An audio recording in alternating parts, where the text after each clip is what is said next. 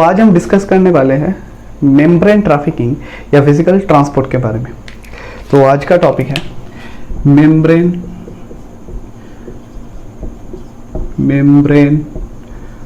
Trafficking या फिर इसको हम कह सकते हैं ट्रांसपोर्ट या फिर वेसिकल ट्रांसपोर्ट। सो ये जो फिजिकल ट्रांसपोर्ट या मेम्ब्रेन ट्रैफिकिंग ये बेसिकली होता क्या है, हम सब जानते हैं कि यार जो हम सेक्रेटरी ऑलरेडी पाथवे में पढ़े हैं, आप अगर नहीं देखे तो प्लीज़ चेकआउट करिए वो वीडियो, काइंडली देख लीजिए क्योंकि ये तब आपको मतलब अच्छी तरह से ये समझ आएगा।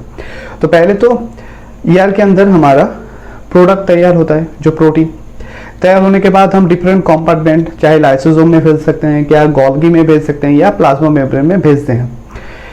तो ये जो भेजने का प्रोसेस हम यूं ही कोई प्रोटीन को लेकर डायरेक्ट नहीं भेज सकते, तो उसके लिए एक वेसिकल का नीड होता है। अभी क्या होता है, इस वेसिकल के द्वारा हम उस पर्टिकुलर प्रोडक्ट को, जिसको हम यहाँ पर कार्गो कहते हैं, उसको हम स्पेसिफिक जो कंपार्टमेंट है या स्पेसिफिक ऑर्गेनेल है उसको ट्रांसपोर्ट करेंगे। अभी एक चीज़ समझ लेते हैं, अगर कोई बच्चा है उसको हम स्कूल में भेजेंगे तो उसको हम स्कूल यूनिफॉर्म पहनाएंगे। जब उसको हम पार्टी में ले जाएंगे तो कुछ पार्टी जैसा ड्रेस उसको पहनाएंगे। जब वो खेलने जाएगा तो उसको हम क्या बोलेंगे, कोई खेलने का शूज़ या खेलने का कोई ड्रेस पहन के वो जाएगा आप बाहर। तो ठीक सेम मैकेनिज्म ऐसा भी यहाँ पर भी है, कोई मेम्ब्रेन को डिफरेंट कंपोनेंट में जाना है, डिफरेंट गोल्जी में जाना है या फिर उसको वापस ईआर में आना है या प्लाज्मा मेम्ब्रेन में जाना है, तो इसलिए जो वेसिकल है उसके बाहर में एक कोट रहता है, वो कोट का डिफरेंस होता है बस, और कुछ भी नहीं। इस वेसिकल ट्रांसपोर्ट में सिर्फ उस कोट का डिफरेंस है, वेसिकल का जो मेन है वो तो सेम ही है, सिर्फ कोट का डिफरेंट होता है क्योंकि उसको स्पेसिफिक कोई कंपार्टमेंट पे जाना है, इसके लिए उसको स्पेसिफिक कोट पहनना होगा। जैसे एक हमारा बच्चा को, किसी बच्चे को उसको स्कूल में जाने के लिए डिफरेंट यूनिफॉर्म, खेलने के लिए जाने के लिए डिफरेंट ड्रेस उसको हम पहनाते हैं, ठीक इसी तरह से यहाँ पर भी सेम मैकेनिज्म, कोड डिफरेंट है, वेसिकल सेम है। तो पहले तो हम देख लेते हैं कंपार्टमेंट, मतलब वेसिकल जो है, ये जो वेसिकल इसका 3 पार्ट, मतलब यहाँ पर मेनली 3 प्लेट। पहले तो हो गया क्लैथरीन कोटेड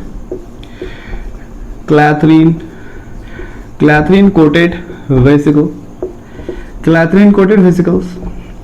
नेक्स्ट हो गया हमारा COP 2 vesicle and third one that is COP 1 vesicle. So mainly ये 3 टाइप्स ऑफ वेसिकल्स हम देखेंगे। पहले तो बोला क्लैथरीन, फिर कॉप 2, फिर कॉप 1 वेसिकल्स। ये 3 टाइप्स का फिजिकल हम आज डिस्कस करेंगे। आज डिस्कस करेंगे इसका कैसे ये क्लैथरीन कोटेड या कॉप 2 कॉप 1 एक कैसे फॉर्म होता है, फिर हम आएंगे उसका फ्यूजन के बारे में। तो पहले तो एक चीज देख लेते हैं, सो इंटरोगेट और पाथवेज के बारे में आप देखेंगे। तो पहले तो हो गया हमारा ईआर, सपोज ये हो गया हमारा ईआर, एंडोप्लाज्मिक रेटिक्यूलम। सो ये स्ट्रक्चर है हमारा एंडोप्लाज्मिक रेटिक्यूलम, ये हो गया हमारा एंडोप्लाज्मिक रेटिकुलम। सो यहाँ से कहाँ जाएगा, पहले तो आ गया हमारा गोल्जी। सो गोल्जी का हम 3 पार्ट, एक वक्त सिस गोल्जी मतलब जो गोल्जी का हमारा एंडोप्लाज्मिक का नज़दीक जो हमारा गोल्गी का पार्ट रहेगा उसको हम सिस गोल्गी, और जो दूर रहता है मतलब प्लाज्मा मेम्ब्रेन का या वो ऑपोजिट साइड जो रहता है उसको ट्रांस। सो ईआर के पास जो रहेगा उसको हम सिस गोल्जी, और यहाँ पर है हमारा सपोज ट्रांस गोल्जी नेटवर्क और ये मीडियम गोल्जी, जो मीडियल सिस्टर्नी और सिस्टर्ना जो भी हम कहते हैं। तो ये हो गया हमारा सिस गोल्जी, ये हो गया हमारा ट्रांस गोल्जी के बाद ये तो हो गया ईआर। अभी ये प्लाज्मा मेम्ब्रेन हम देखेंगे, और यहाँ पर एक छोटा सा कंपार्टमेंट है जिसको हम कहते हैं endoplasmic reticulum, endoplasmic reticulum Golgi intermediate complex, endoplasmic reticulum Golgi intermediate complex. अभी हमको ट्रांसपोर्ट करना है। पहले तो हम देखते हैं, सपोज ये हो गया हमारा COP2, ये हो गया हमारा COP2। इस COP2 मतलब यहाँ हमारा ER में कोई प्रोटीन तैयार हुआ, ER के अंदर प्रोटीन तैयार होने के बाद ये प्रोटीन हमको भेजना है कहाँ, गोल्जी में, या फिर ये जो हमारा कॉम्प्लेक्स है इसमें। तो इसमें कौन सा कोड हम यूज करेंगे, इसमें हम यूज करेंगे COP2 कोड। तो ये कौन सा कोड पहन के जाएगा, COP2, चाहिए इधर जाइए या फिर इधर जाए, जो भी डायरेक्शन में जाए। तो यहाँ पर कौन होगा, COP2। ये जो डायरेक्शन है मतलब फॉरवर्ड की तरफ, आप देख रहे हैं यहाँ से यहाँ पर क्या हुआ, ER के अंदर तैयार होने के बाद इसका फॉरवर्ड मूवमेंट हो रहा है। तो यही अगर फॉरवर्ड मूवमेंट को हम कहते हैं एंटेरोग्रेड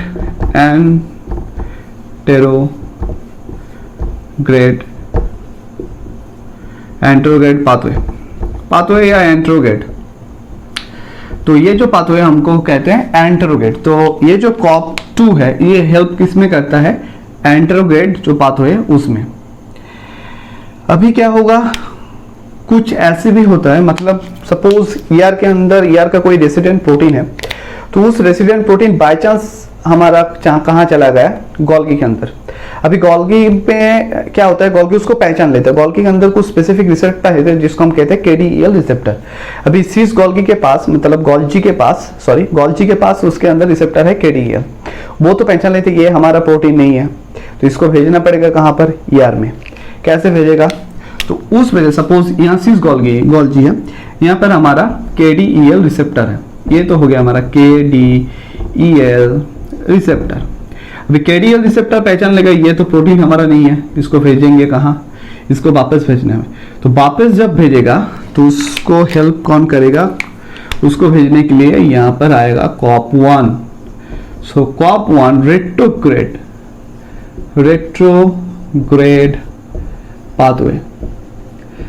सो रेट्रोग्रेड अगर पाथवेज में ये हो गया रेट्रोग्रेड पाथवे मतलब ऑपोजिट, ये ऑपोजिट पाथवे। एंटेरोग्रेड ये फॉरवर्ड, रेट्रोग्रेड है बैकवर्ड। इसमें कौन आएगा, COP1। कोई गोल्जी एंजाइम है, मतलब एक चीज समझ लीजिए, मतलब ER रेसिडेंट जो हमारा ER का रेसिडेंट प्रोटीन है उसके अंदर एक स्पेसिफिक सिग्नल रहता है, उसको अंदर हमारा कहते हैं उसको KDEL सिग्नल। बाद में हम देखेंगे डिटेल्स में। तो वो KDEL सिग्नल का जो रिसेप्टर है वो कहाँ रहता है हमारा, ये सिस गोल्जी में। अगर बाय चांस कोई हमारा ER का रेसिडेंट प्रोटीन मतलब ER का लुमेन का यहाँ पर रहने वाला कोई प्रोटीन हमारा सिस गोल्जी में चला जाए, उसको तो वापस लाना है। सिस गोल्जी देखेगा, स्क्रीनिंग करेगा, हाँ है हमारा एक ही, इसको पकड़ के हमको भेजना पड़ेगा कहाँ पर, ER के भेज दो। कैसे भेजेगा, तो ये जो कॉपन इसके अंदर पैक करके इसको भेज देगा। अभी ऐसा भी होता है ट्रांस गोल्जी से कोई हमारा इंपॉर्टेंट प्रोडक्ट को भेजना है हमारा सिस गोल्जी में, या मीडियम जो गोल्जी है उसमें भी हमारा हेल्प कौन करेगा, COP1। तो COP1 इसमें भी हेल्प कर सकता है। मतलब पर्टिकुलर कोई हमारा गोल्जी का कोई एंजाइम है वो ट्रांस गोल्जी में, उसको हम ट्रांसपोर्ट कहाँ करना है, मीडियल गोल्जी या फिर हमारा जो सिस गोल्जी में ट्रांसपोर्ट करना है, उसमें कौन हेल्प करेगा, हमारा COP1। तो ये हो गया COP1 COP2। बचा कौन रहा हमारा, क्लैथरीन कहाँ, सपोज ये हो गया हमारा मेम्ब्रेन। अभी प्लाज्मा मेम्ब्रेन के बाहर की तरफ, मतलब बाहर से कोई मटेरियल हमारे अंदर की तरफ आएगा, तो बाहर की तरफ का अगर कोई मटेरियल अंदर की तरफ आएगा तो उसको लेके कौन आएगा, सपोज एंडोसाइटोसिस प्रोसेस में, तो उसको लेके आएगा हमारा क्लैथरीन कोटेड वेसिकल। सो ये क्लैथरीन कोटेड वेसिकल इसको कहाँ लेके आएगा, सपोज ये हो गया हमारा एंडोजोम में लेके आएगा। अभी एंडोजोम और यहाँ पर सपोज है हमारा लाइसोसोम। सो पहले तो बाहर से कोई मटेरियल्स अंदर की तरफ आना है, बाहर से कोई मटेरियल को हमें अंदर की तरफ लाना है, एंडोजोम में लाना है। अर्ली या लेट वो बात का है, पहले तो एंडोसोम में लाना है, कौन लाएगा? क्लैथरीन। क्लैथरीन बोला ठीक है मैं लेके आऊंगा, क्लैथरीन कोड उसके ऊपर पहना दिया, उसको लेके आया एंडोसोम में। अब गोल्जी से कोई मेरे लाइसोसोमल एंजाइम, मतलब ईआर से प्रोडक्ट होने के बाद गोल्जी में जाता है, गोल्जी में कोई लाइसोसोमल एंजाइम है, उस पर्टिकुलर लाइसोसोमल एंजाइम हम कहाँ पहुंचाना है? इस लाइसोसोम में। कैसे बेचेंगे? तो बेटा COP1 COP2 ना कर दिया, हम लोग नहीं कर सकते, कौन करेगा आके? क्लैथरीन। सो यहाँ भी कौन हेल्प करेगा? क्लैथरीन। यहाँ एंडोसोम में जाएगा, एंडोसोम पे जाने के बाद लाइसोसोम में। सो यहाँ से फॉर्म होगा ट्रांसकोल्गी से। सो कोई मटेरियल्स हमारा लाइसोसोमल एंजाइम है, यहाँ तैयार होकर बैठा है, अभी उसको तो हमें लाइसोसोम में पहुंचाना है। कैसे पहुंचाएगा? क्लैथरीन कोट उसके ऊपर आया, क्लैथरीन बोले ठीक है हम इसको लाइसोसोम में भेजेंगे, एंडोसोम से होकर हुए लाइसोसोम में ये चला आता है। तो ये हो गया हमारा 3 टाइप्स ऑफ वेसिकल। अभी हम इंडिविजुअली एक चीज देखेंगे, ये 3 टाइप्स ऑफ जो हमारा वेसिकल्स हैं ये कैसे फॉर्म होता है मेम्ब्रेन के ऊपर। ईच वन मतलब मेम्ब्रेन के ऊपर कौन सा प्रोटीन है, कौन सा प्रोटीन सर इन्वॉल्व जो हमारा ये जो वेसिकल्स। तो पहले जो हम देखेंगे वो है हमारा क्लैथरीन कोटेड वेसिकल। सो पहले हम देखेंगे क्लैथरीन कोटेड वेसिकल कैसे फॉर्म होता है, मतलब कौन सा प्रोटीन सर इन्वॉल्व होता है। तो सपोज हम पकड़ लेते हैं किसको? प्लाज्मा मेम्ब्रेन को। सपोज हम प्लाज्मा मेम्ब्रेन देख लेते हैं, ये हमारा है प्लाज्मा मेम्ब्रेन, सॉरी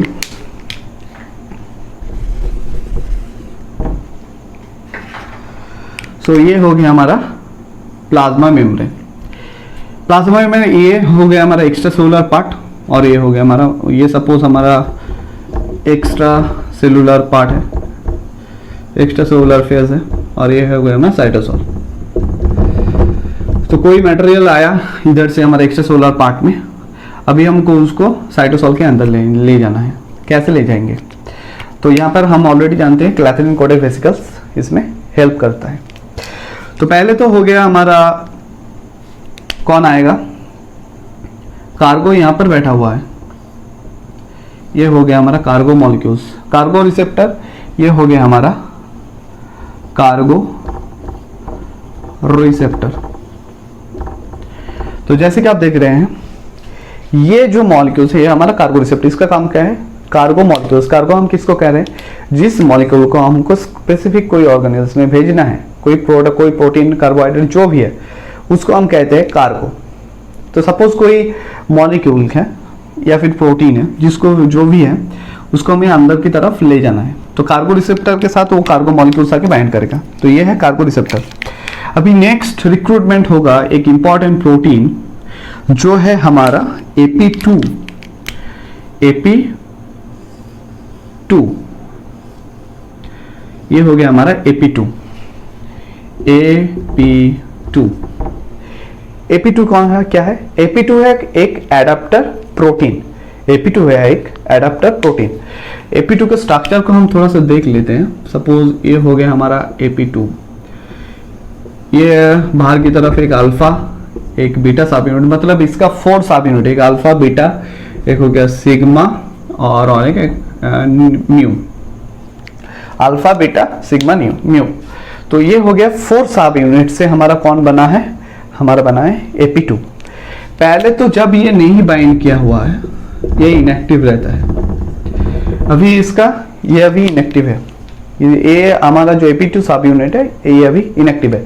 एक्टिव कौन होगा? एक्टिव जब होगा जब ये कार्गो जो हमारा रिसेप्टर है इसके साथ बाइंड करेगा, और एक छोटा सा इंपॉर्टेंट मॉलिक्यूल है जिसका नाम है हमारा फॉस्फोइनोसिटाइड्स। फॉस्फोइनोसिटाइड्स वो क्या है?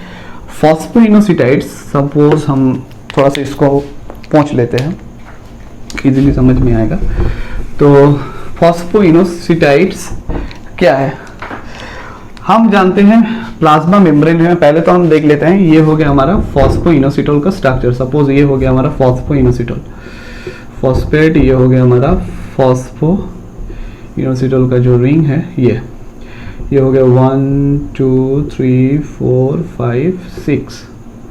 सो ये हो गया हमारा PI। PI का मतलब फॉस्फोइनोसिटोल। Phosphatidyl inositol. तो ये एक है लिपिड है, फॉस्फेटिडाइल इनोसिटोल हमारे मेम्ब्रेन के ऊपर, हम ऑलरेडी जानते हैं।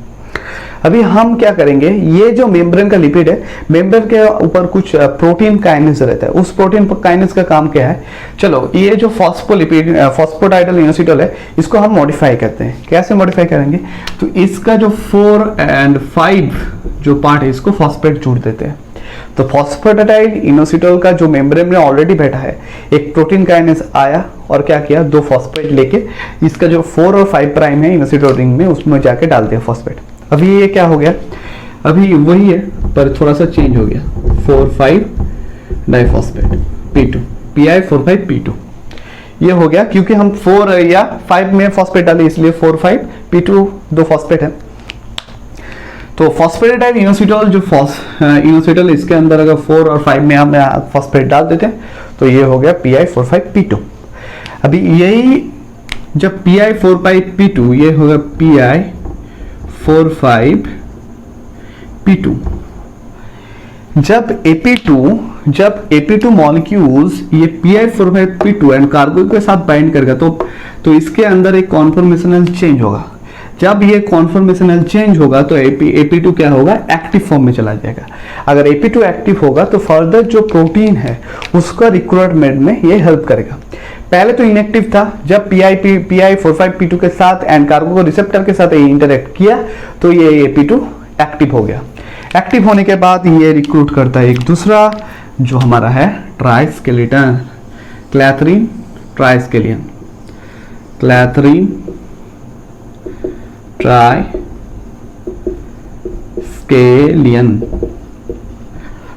ट्राइस्केलियन, ये हो गया हमारा क्लैथरीन ट्राइस्केलियन। तो AP2 जब एक्टिवेट हो गया, इसका कॉन्फॉर्मेशन में चेंज आया, ये कार्गो के साथ बाइंड किया। जब कार्गो के साथ बाइंड किया तब ये कार्बेचर फॉर्म करेगा, बेंडिंग, मेम्ब्रेन का एक बेंडिंग होगा। हम देखते हैं मेम्ब्रेन का एक बेंडिंग होगा। सपोज ये जो मेम्ब्रेन ऐसा है, ये ऐसा हो जाएगा।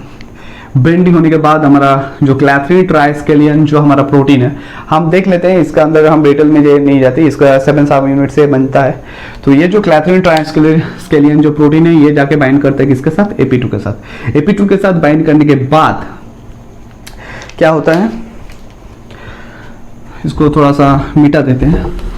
अभी AP2 के बाइंड करने के बाद ये जो पूरा मॉलिक्यूल्स है, ये जो पूरा मॉलिक्यूल है, ये कुछ ऐसे फॉर्म करेगा, बेंडिंग हो गया ऐसा। अभी चारों की तरफ ये हमारा जो कॉम्प्लेक्स है वो लगा हुआ है, सपोज ये हमारा कॉम्प्लेक्स। अभी क्या है, ये जो पर्टिकुलर मॉलिक्यूल है इसको हमको अलग करना है, मतलब ये कंप्लीट अभी इसके साथ जुड़ा हुआ है, ये अभी इसके साथ जुड़ा है। तो इसको जुड़ने में हम इसको काटेंगे। कैसे काटेंगे, तो ये ऐसे तो नहीं काट सकते। एक प्रोटीन है जिसका नाम है डायनामीन। ये डायनामीन आके ऐसे ऐसे ऐसे ऐसे पॉलीमराइजेशन होता है डायनामीन का। तो ये एक प्रोटीन है इंपॉर्टेंट, डायनामीन नाम का एक प्रोटीन है। डायनामीन का 2 पार्ट है, एक हो गया हमारा GTPase डोमेन और दूसरा पार्ट है हमारा मेम्ब्रेन बाइंडिंग डोमेन। ये मेम्ब्रेन बाइंडिंग डोमेन किसके साथ बाइंड करता है, मेम्ब्रेन बाइंडिंग एक दूसरा पार्ट है। मेम्ब्रेन बाइंडिंग किसके साथ बाइंड करता है, Pi4,5P2 के साथ बाइंड करता है। तो मेम्ब्रेन बाइंडिंग डोमेन Pi, तो इसके डायनिन इजीली वो मेम्ब्रेन के साथ इंटरेक्ट कर सकता है। अभी जब ये इंटरेक्ट किया तो ये जो पूरा फिजिकल से इसको पिंच ऑफ करने में हेल्प करता है। सपोज ये हो गया मेम्ब्रेन, ये चला आएगा हमारा क्लैथरीन। सो ये बन गया हमारा क्लैथरीन कोटेड वेसिकल। अभी क्लैथरीन कोटेड वेसिकल अलग अलग हो गया। एक चीज को आपको क्लैथरीन कोटेड वेसिकल अलग है, कौन किया अलग, डायनामीन। डायनामीन का काम क्या है, डायनामीन आके सिंपल ये जो मेम्ब्रेन है इसको अलग करना पड़ेगा, कंप्लीट एक सर्कल फॉर्म करना पड़ेगा। कैसे करेगा, डायनामीन आके इसको बाइंड किया, बाइंड करने के बाद इसका पॉलीमराइजेशन हुआ, पॉलीमराइजेशन होने के बाद इसको पिंच ऑफ करके ये जो मेम्ब्रेन है इसके साथ अलग कर दे। चलो बेटा तुम अलग हो जाओ, अभी हम चलते हैं। तो क्लैथरीन कोटेड वेसिकल का अभी ट्रांसपोर्ट। क्लैथरीन कोटेड वेसिकल एक इंपॉर्टेंट पार्ट है। जब ये क्लैथरीन कोटेड वेसिकल बना तो ये बनने के बाद ही क्लैथरीन जो कोट है वो डिसोसिएट होने लगता है। डिसोसिएट इसको कौन करता है वो देख लेते हैं। इससे पहले एक और चीज हमें जानना है, जो हमारा एडाप्टर प्रोटीन पढ़े हैं अभी हम जो एडाप्टर प्रोटीन है उसका नाम क्या पढ़े हैं, AP2। पर ये तो हो गया हमारा गोल्जी के अंदर। AP2 रहेगा कहाँ, AP2 जो हमारा एडाप्टर प्रोटीन है, जब कोई मेम्ब्रेन प्लाज्मा मेम्ब्रेन से हमारे अंदर की तरफ आएगा तो उसके अंदर कौन रहेगा, हमारा AP2। पर अगर प्लाज्मा मेम्ब्रेन नहीं है, GGA एडाप्टर प्रोटीन, ये कौन सा है, सपोज एडाप्टर प्रोटीन GGA, जब गोल्जी मतलब क्या, सपोज गोल्जी से कोई मॉलिक्यूल हमारा गोल्जी में है, गोल्जी से लाइसोसोमल एंजाइम को, लाइसोसोमल कोई प्रोटीन है या एंजाइम है, गोल्जी से ट्रांसपोर्ट कहाँ करना है, लाइसोसोम में। तो लाइसोसोम में जाना के लिए जो हमारा मेम्ब्रेन वेसिकल कहाँ बनेगा, गोल्जी में। कौन हेल्प करेगा, उस वजह से ये AP2 नहीं रहेगा, ये रहेगा GGA एडाप्टर प्रोटीन। ये डिफरेंस है। और जो हमारा क्लैथरीन ट्राइस्केलियन है, क्लैथरीन उसका स्ट्रक्चर थोड़ा सा हम देख लेते हैं। क्लैथरीन ट्राइस्केलियन, तो वो तो ट्राइस्केलियन मतलब ये इसका 3 पाव, एक तो पाव इधर, दूसरा पाव ये हो गया, तीसरा पाव से 3 छोटा हाथ, 1 हाथ, 2 हाथ, 3 हाथ, ये इसको हम कहते हैं हेवी चेन। और ये बड़ा छोटा मोटा को कहते हैं लाइट चेन। तो ये तो हमारा 6 चेन को लेकर हमारा जो क्लैथरीन का ट्राइस्केलेटन ये बनता है, 3 हेवी चेन और 3 लाइट चेन के। तो ये हो गया हमारा क्लैथरीन। अभी क्लैथरीन कोड को हम डिसोसिएशन के बारे में जान रहे थे। अगर ये जो कोड है क्लैथरीन का कोड को उतारेंगे कैसे, मतलब ये जो क्लैथरीन का कोड है, सपोज ये क्लैथरीन का चारों की तरफ कोड, ये जो कोड है, एक कोड को हम उतारेंगे कैसे, इस जो कोड है इसको जब उतारेंगे तभी ये तो फ्यूजन में जा सकता है ना। तो कोड को उतारने के लिए कौन कौन लगता है, कोड को उतारने के लिए पहले तो हमारा एक कोफैक्टर आता है। कोफैक्टर का नाम है ऑक्सिलिन नाम का एक कोई रिक्रूट करेगा हमारा दूसरा प्रोटीन जो है ATPase HSC70 प्रोटीन को ये रिक्रूट करेगा। ऑक्सिलिन आके रिक्रूट करेगा HSC70 प्रोटीन, ये जाके यहाँ बाइंड करेगा, बांधने के बाद ये जो कोड है इसको उतार देगा। तो ये तो हो गया हमारा क्लैथरीन।